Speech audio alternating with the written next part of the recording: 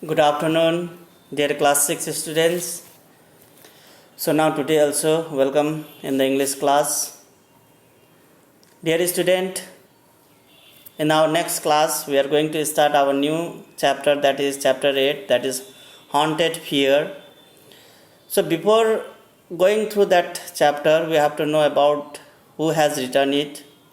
Writer के बारे में जानना बहुत ज़रूरी है. So today in this class I am going to give you a short information about him, about the writer of that chapter. So you can see on the screen, it is H.G. Wells. His full name is Herbert George Wells. आप लोग देख सकते हैं screen में उसका picture. So he was born, उसका जन्म हुआ था. He was born in 21st September 1866 in Bromley, Kent. Bromley Kent जगह में, ये इंग्लैंड में है, इंग्लैंड के ब्रोमली केंट जगह में उसका जन्म हुआ था. अब let us see other information about him. Died on 13th August 1946 at the age of 79. 79 के उम्र में उसका डेथ हुआ था 13 अगस्त में 1946 में at Regent's Park in London, England. Regent's Park में उसका मरण हुआ. London, England. इंग्लैंड में उसका जन्म भी हुआ, इंग्लैंड में उसका मरण भी हुआ. ऑक्यूपेशन काम, novelist, teacher, historian and journalist. 1 2 3 4 4 abilities. He was capable of doing this 3 profession in his life time. Alma mater मतलब where he got the qualification, कहाँ पढ़ा था. Now Royal College of Science, Imperial College London.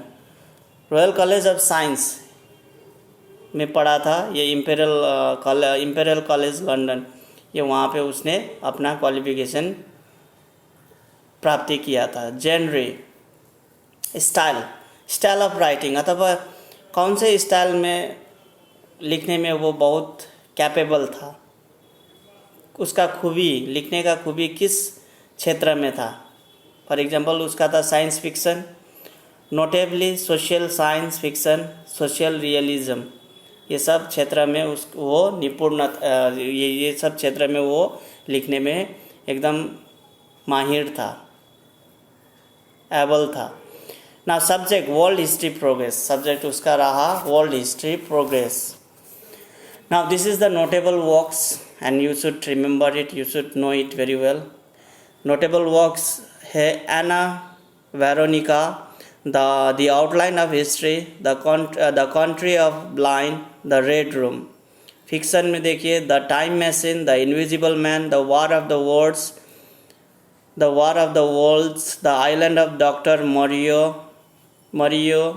The First Man in the Moon, The Shape of the Things to Come, When the Sleeper Wakes. Fiction का मतलब होता है कि उसको मानने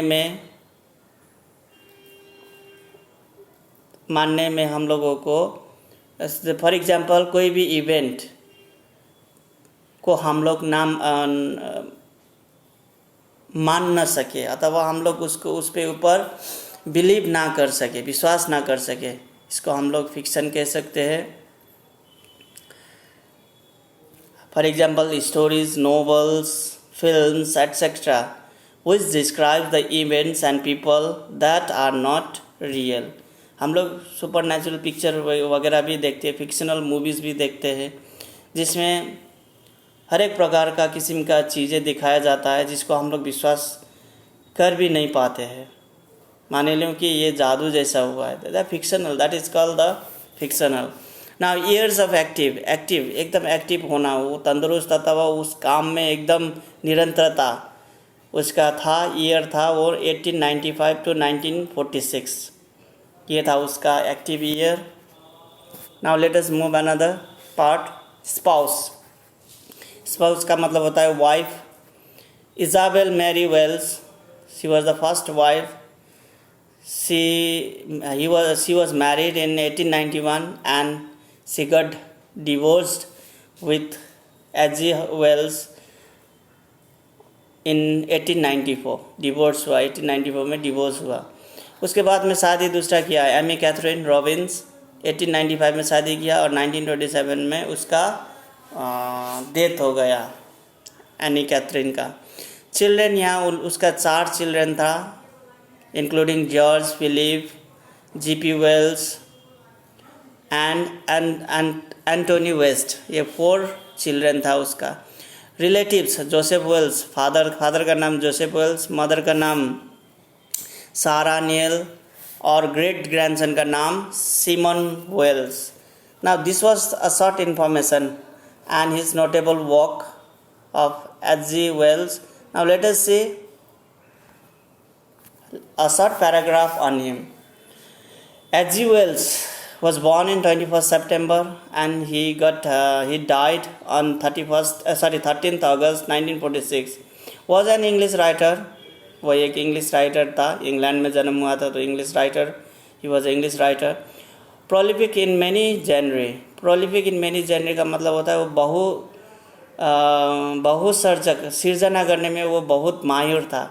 वो बहुत ज़्यादा सिर्जना कर सकते थे अपने लेख में, अपने कोई भी काम में वो ज़्यादा कृति सिर्जना कर सकता था।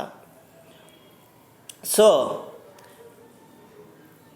इन मैनी जेनरे, जेनरे का मतलब होता है style, way of writing, way of presenting, उसका खूबी बहुत एबिलिटी था उस पर।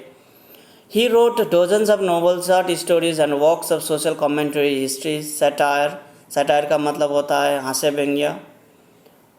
बायोग्राफी एंड ऑटोबायोग्राफी, बायोग्राफी का मतलब होता है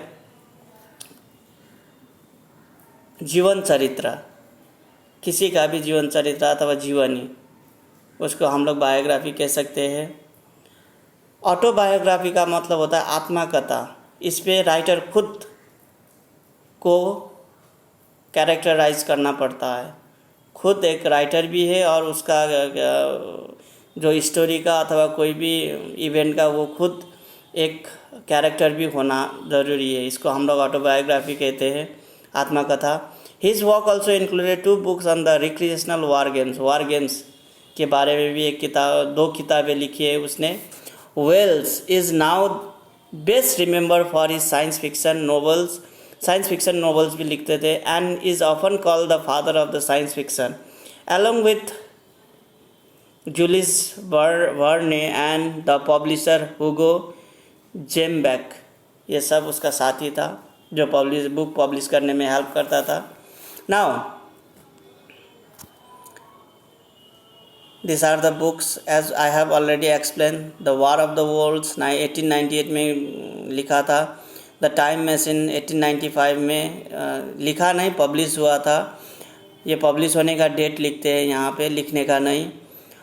the invisible man 1897, the island of the doctor Moreau 1896. These were all the books that he gave to the world. So dear students, this was the short information about H.G. Wells. So you may have got some idea about him. Now let us stop here. It is your duty to write a short paragraph on him regarding his notable works, regarding his relatives, his families, his date of birth, death, his marriage situation and all. So make the short paragraph on him. This is the work of today. You can have more information on it if you search in the net. Net में आप लोग अगर search करेंगे तो इसके H.G. Wales के बारे में और ज़्यादा जानकारी हासिल कर सकते हैं. So try it. So dear student, let us stop here. We will meet in our next class and we will start the new lesson, the haunted feast. Till then, have a nice time, have a great day. Thank you for listening the video. Thank you and bye bye.